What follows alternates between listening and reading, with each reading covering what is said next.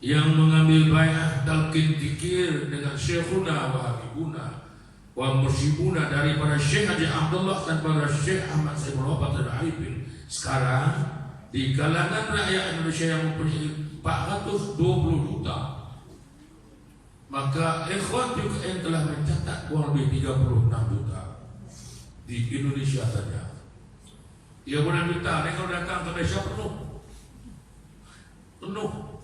Ini pokoknya semua kena buka habis. 36 juta yang mengamalkan Tariqah Qadiriyah Nasyidiyah, termasuk Nahdlatul Ulama, Muhammadiyah yang dulunya Naqsyabandiyah, semua sekali disatukan. 36 juta ini tak termasuk di Malaysia, di Thailand, di Singapura. Sekarang telah berkembang seluruh negara sampai ke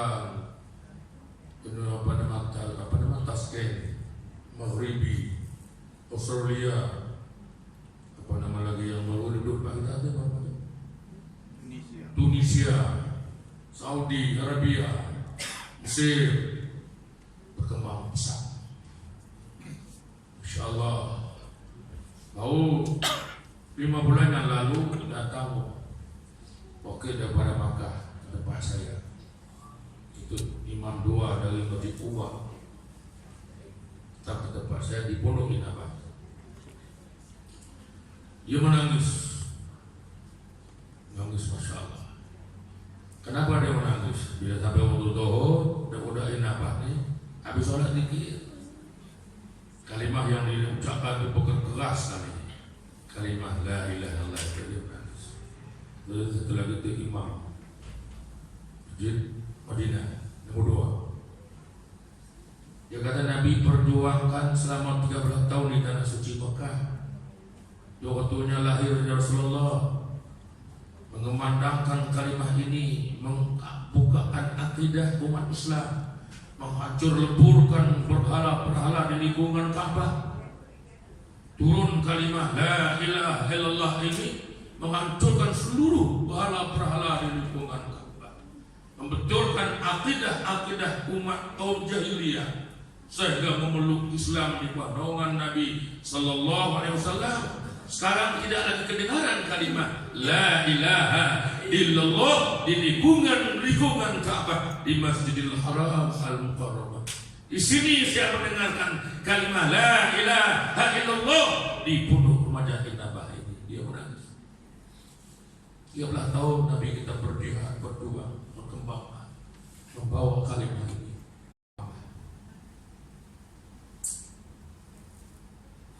Tanah bumi yang mulia dimulai Allah Subhanahu wa taala. Itu dia menangis. Kita tidak itu menjadi kisahkan itu karena kalimat ini ditabur oleh Allah Subhanahu wa taala ke mana-mana.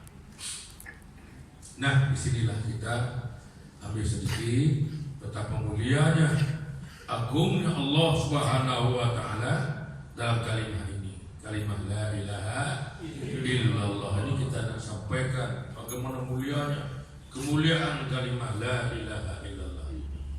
InsyaAllah setakat kemampuan saya, InsyaAllah. Bila kita perhatikan 36 juta amal ikhwan kita di Pondok Suraya, di bawah naungan Pondok Pesantren Suryalaya yang dipimpin oleh almarhum pengesal Mukarram Abah Syekh Haji Ahmad Saiful Wahab Tajul Arifin.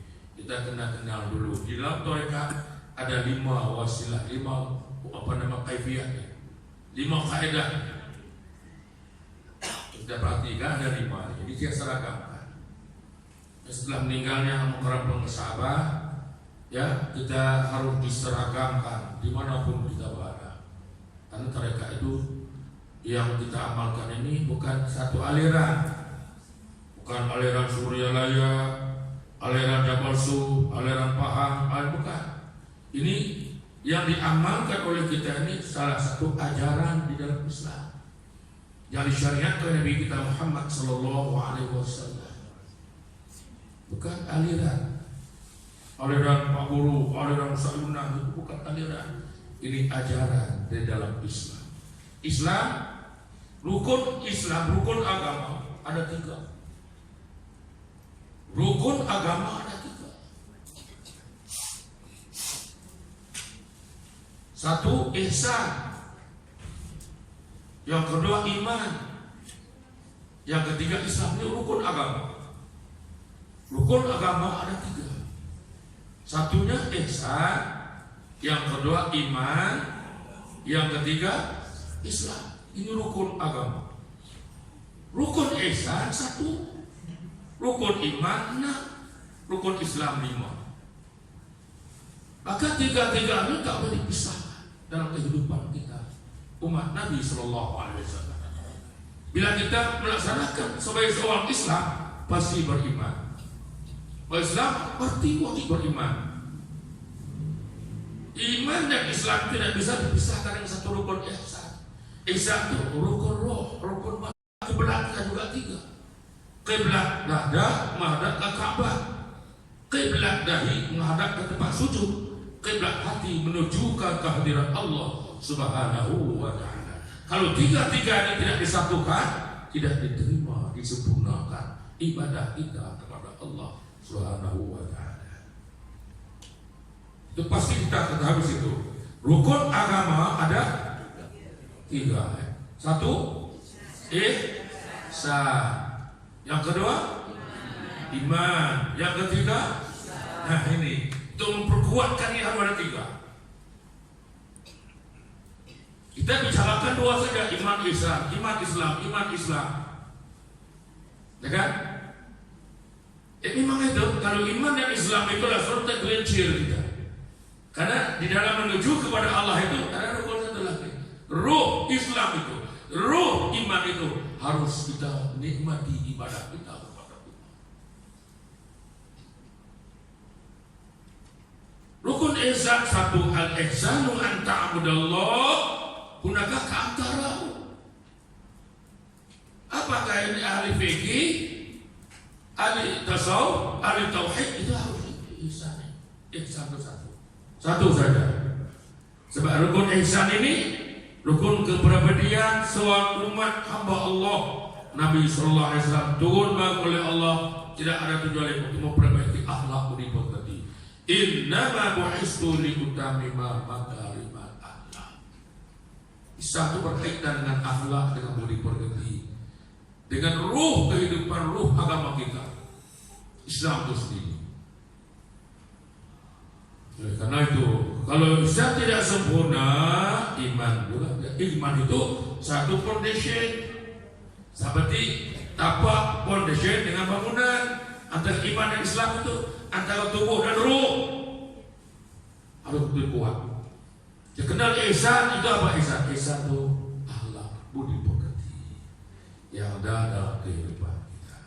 Yang inilah ditugaskan oleh Allah SWT kepada Nabi kita Muhammad SAW.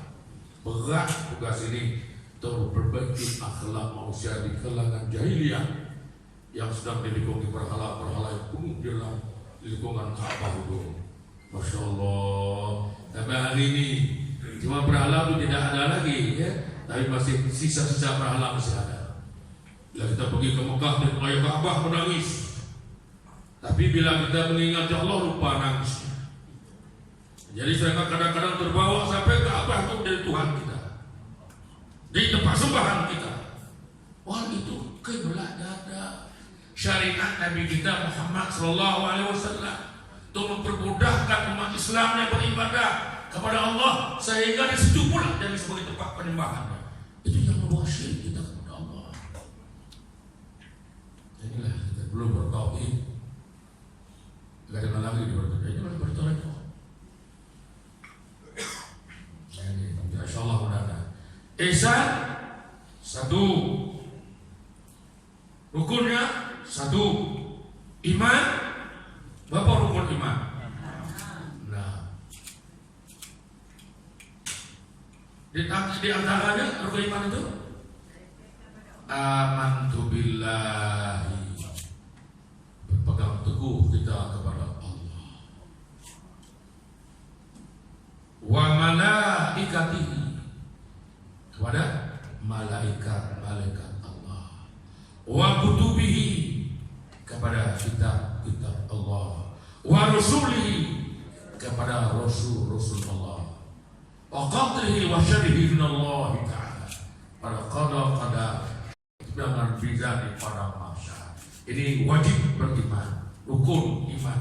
Rukun itu bagi orang beriman wajib beriman. Ada 6 rukunnya, tak boleh dipisahkan. 5 rukun Islam bermula dengan asyhadu an la ilaha illallah wa asyhadu anna Muhammadar Rasulullah. Yang kedua, iqamis salat wa ita'i zakat wa syamira wal haji baitul. Nah, 5 rukun ini tak boleh dipisahkan. Ini bukan aliran Usadunan, bukan aliran dari paham, bukan aliran dari Pondok Inabah, aliran Allah kepada Rasulnya Nabi Muhammad sallallahu alaihi wasallam. Kita tak bawa aliran datang ke sini, kita bawa ajaran datang ke sini. Kita ada bincang dengan penyidik polis. Kami tak bawa aliran pergi ke polis, bawa ajaran pergi ke polis. Tolong betul, gotang betul. Tidak ada menyalahkan siapa-siapa. Ini urusan Allah dengan hamba-hambanya. Utusan Allah Subhanahu wa taala. Jemaah inilah termasuk dalam amalan kita. Maka diperkaitan rapat dengan zikrullah. Bila mana sebuah perkataan iman, sebuah perkataan Islam, kita memperbarui syahadat, wajib syahadat diperbarui. Syahadat diperbarui ketika kita melaksanakan salat. Apa itu salat? Diamanahkan Allah. As-salatu imaduddin wa qad aqamaha aqamaddin. Salat sembahyang adalah tiang agama. Tiang artinya lurus, tak boleh bengkok 1 hun. Kalau 1 hun lari tiang tu, atap tali basah. Tali basah atap. Saya buat bangunan dah banyak ada di Pondok Inabah. Lari 1 inci di bawah, atas dari 6 inci. Itu tiang. Lagi tinggi tiang, lagi tinggi laginya. Banyak laginya. Berarti lagi banyak lagi banyak tak ada basah atas dan bangunan. Dua kata begitu. Kukuh. Tiang kau lurus. Tak boleh tunduk. Dia kata iqamaddin lurus. Di dalam rukun Islam ada 5 tadi. Pertama, syahadat, asyhadu an la ilaha illallah wa asyhadu anna Muhammadar Rasulullah. Jadi bila mana kita salat 5 waktu, wajib, tak bisa diabaikan. Tak belajar tarekat kan, tak baca zikir kan, sembahyang itu wajib. Umat Islam diwajibkan oleh Allah. Karena dalam sholat itulah kita memperbarui syahadat kita. 1 waktu 2 syahadat. 1 dalam tahiyat akhir itu baru syahadat. Apabila selesai kita melaksanakan sholat, disinilah berkaitan dengan zikir, dengan thariqah. Karena sholat itu membaru syahadat. Dari mulai kita angkat takbir sampai memberi salam, meluruskan ibadah kita kepada Allah yang 3 rukun agama tadi itu. Rukun ihsan 1, rukun iman 6, rukun Islam ada 5. Sinilah tak boleh kita pisahkan. Cuma kita nak perkuhkan lagi. Bila kita dalam solat ni kita faham-fahamlah. Saya tanya diri saya, pernah tak berlaku dalam kita mengerjakan ibadah, badan kita sudah ada di masjid, dada sudah duduk di kiblat, hati pikiran kita melancung tak kemana-mana? Pernah tak berlaku? Jujur saja, pernah tidak? Saya merasa itu dulu begitu saya tanya itu. Apa saya rasa itulah saya tanya itu. Banyak tu. Tadi cari duit tak lupa, jangan sayanglah dia kata. Ya, gaduh anak sekolah tidak kelak buat angkat mereka ingat, oh lupa anak sekolah. Inilah penyakit ini, cerupannya semua orang merasa penyakit. Ini penyakit. Penyakit ini terbawa-bawa. Karena itulah sholat itu harus ditegakkan. Jika tadi iman, Islam dan ihsan harus ditegakkan. 3 rukun agama ini harus ditegakkan. Islamnya, masya Allah, kita pelajari fikih, haram, halal, batal, makruh, sunnah, wajib, mubah, kita pelajari semuanya, bacaannya, maknanya, membaca semuanya, mana itu akan terperisik belakang takbir. Allahu Akbar. Dan bawah gua masuk dalam. Kepala ikan tambang gua masuk dalam. Tapi dia paham insya Allah tak berlaku lah. Mudah-mudahan. Kita Allah hidup. Ini tak boleh dilakukan, tak boleh diabaikan. Macam mana pun kita tahu, bagaimana pun kita buat, yang namanya lalai itu pasti datang. Cara lagi itu. Nah, tambah pula dalam keadaan kritikal. Dan kawan-kawan saya suruh dia jadi imam supaya anak itu lebih tua pada kita. Dalam lama dia pelajaran ilmu tasawuf, tinggi juga ilmu tasawuf. Nah, dia duduk di depan sembahyang. Sembahyang dah anak murid 2 orang, anak murid itu nak kaya sikit. Dia dah abang, saya tunggu dia ni Halid kosong sembahyang luar biasa. Karena lupa kaya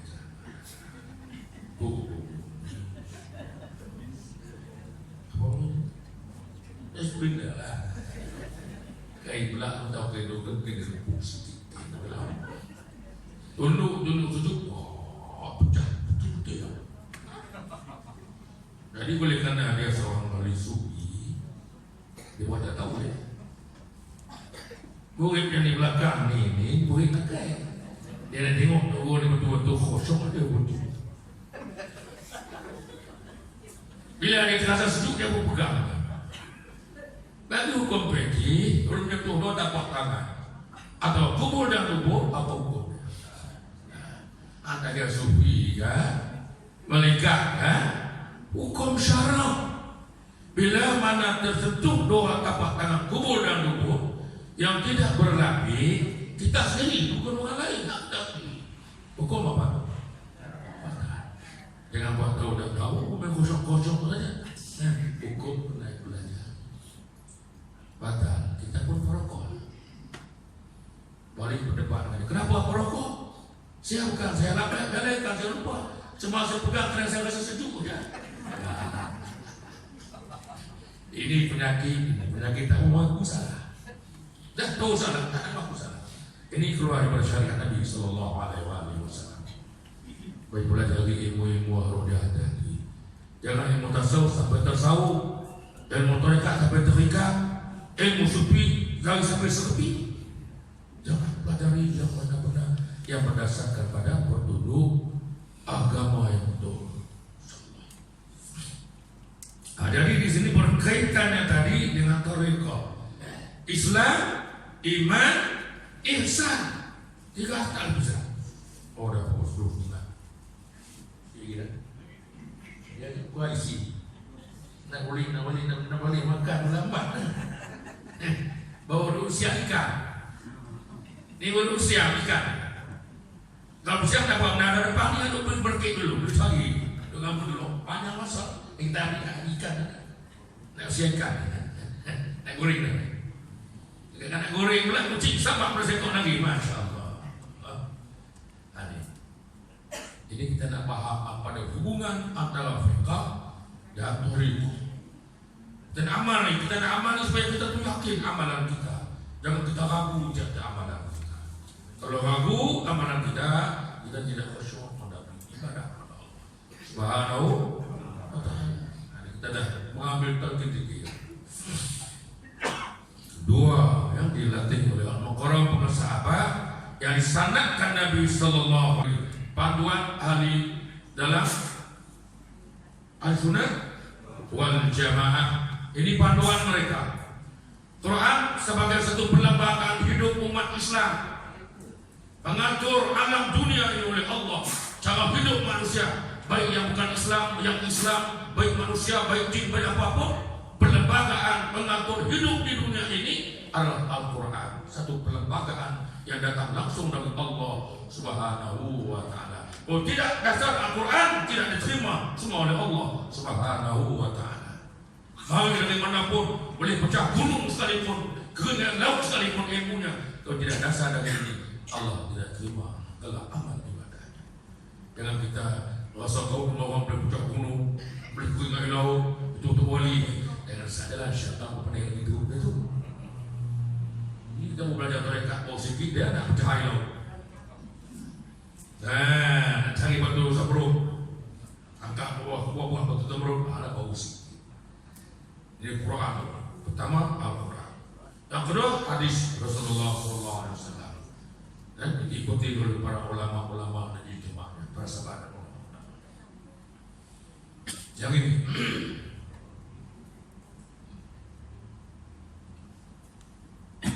bisa ikan. Lama-lama tak bisa mana makan. Solat 5 waktu itu bahagian tubuh syariat Nabi Sallallahu Alaihi Wasallam. 13 rukunnya. 13 rukun yang berkaitan dengan tubuh kita. Dari mulai takbiratul ihram sampai memberi salam. Itu 13 rukun. Yang dahulu didahulukan, yang kemudian dikemudiakan itu tertib. Jangan yang dulu di belakang, itu jangan hidup dulu. Jadi tertib dalam ibadah kita. InsyaAllah nanti akan kita belajar itu di sebelah yang tertib. Tuhan, insyaallah siap mengambil sedikit, mohon maaf pada waktu ini karena dalam lawatan singkat ini insyaallah kita juga akan adakan satu penataran nanti 3 hari untuk mengendalikan semuanya itu, dan kita akan undangkan para ulama-ulama kita, para ahli-ahli yang berbijaksana dalam ilmuwan ini akan mendedahkan, membentangkan tentang masalah-masalah ini insyaallah. Masuk orang masalah bermana para profesor Abdul dan profesor banyak lagi yang berkaitan ulama-ulama kita akan datang penataran untuk menjeluk kaitan dengan Islam dalam zikir. Nabi Sallallahu Alaihi Wasallam bersabda, "Afdalu ma qultu ana wan nabiyyuna min qabli la ilaha illallah." Seabdul kata Nabi, sebaik-baik ucapan yang aku ucapkan ini, itu ketika Nabi berhimpun dengan sahabat-sahabat beliau, masuk Ibnu Abbas dan Umar, Bakar, Utsman, Ali, berada di depan beliau. Baginda Nabi Sallallahu Alaihi Wasallam mengingatkan, akhirnya aku bawa satu kalimat, satu pemberian dari Allah yang cukup baik, yang tidak ada lagi nilainya. Tanya sahabat, apa itu ya Rasulullah? Bolehkah kami tahu dari Rasulullah? Kata Nabi Sallallahu Alaihi Wasallam, "Afdalu ma qultu ana wan nabiyyuna min qabli la ilaha illallah." Sebaik-baik ucapan yang aku bawa ini, apa yang diucapkan oleh Nabi sebelumku, dari permulaan Nabi Allah Adam alaihissalam, ketika beliau berada di dalam surga, Allah limpahkan kalimat ini kepada beliau ketika beliau berada di dalam surga. Berarti kalimah la ilaha illallah itu lebih mulia daripada surga dan isinya. Kata Nabi SAW, diucap Nabi-Nabi sebelumku sampailah kepada aku, yaitu Nabi Muhammad SAW, kalimah yang mulia, kalimah yang agung ini, yaitu kalimah la ilaha illallah. Satu kalimah yang agung yang Allah sampaikan kepada Nabi Sallallahu Alaihi Wasallam, yang Nabi sampaikan kepada kita. Kalimah inilah yang bisa menegakkan langit dan bumi dan seluruh isinya.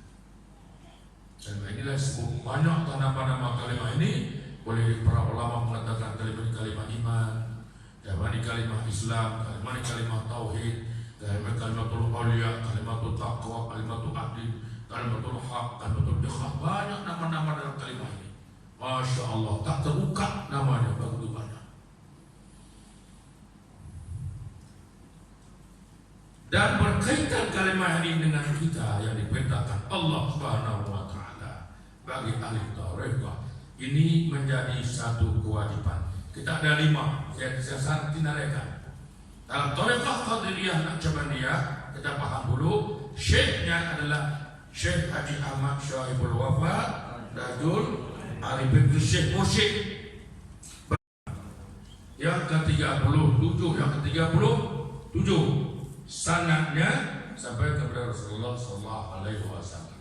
Dia ada 5 tuh, 5 siri dia, 5 terangkai dia.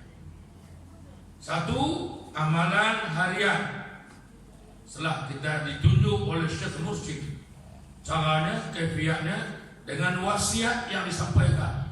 Salah satunya, bila kita berhadapkan, tadi Rasulullah itu menyampaikan kalimat yang mulia itu. Tidak ada kalimat yang paling mulia yang aku sampaikan ini, yang telah Allah sampaikan kepada nabi-nabi sebelumku, dari mulai Nabi Allah Adam sampai kepadaku, yaitu kalimat La ilaha illallah. Maka jadi satu pegangan bagi kita umat Islam.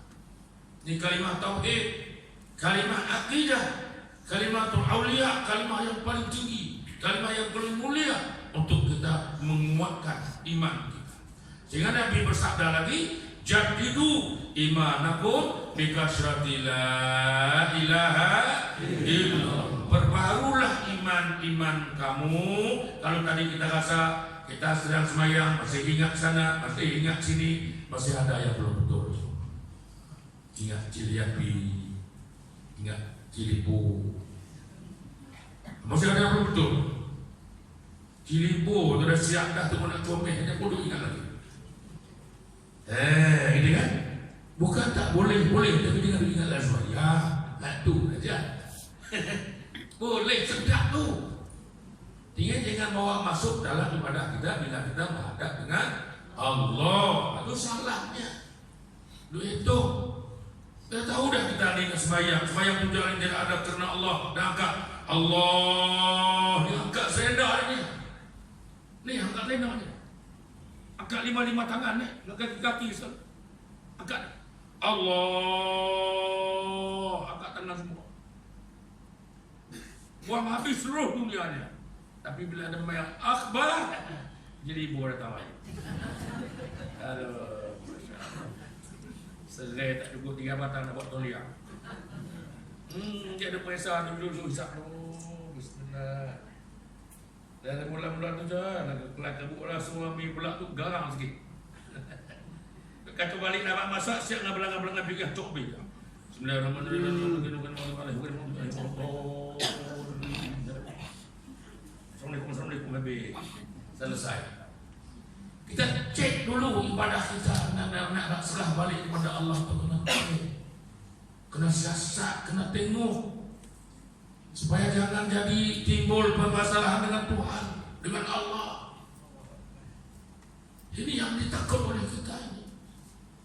Nah inilah kaitan tadi. Nabi kata kalau itu cek kita masih ada, nah Nabi ingatkan kepada umat dia, kepada sahabat dia ini. Kata Nabi, jadidu imanakum.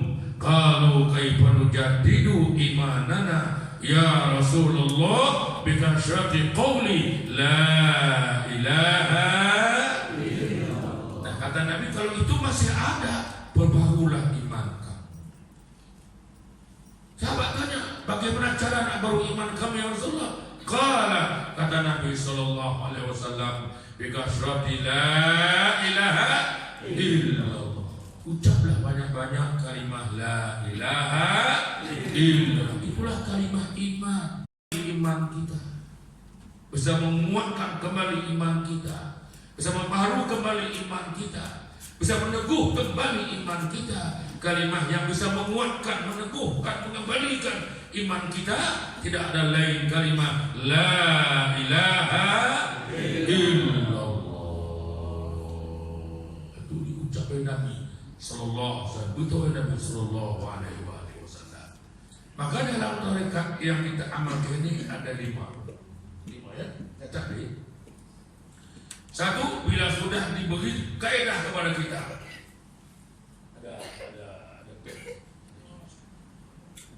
ada satu saya garis pada kaedah kita supaya lebih tepat. Masa singkatnya saya nak bagi sampai kepada tujuannya. Sisi ikan dari siang dah dengan garam kuningnya. Baik sini. Oh, baik berapa?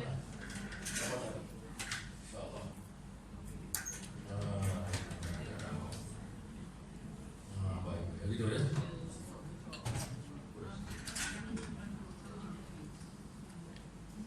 Boleh padam.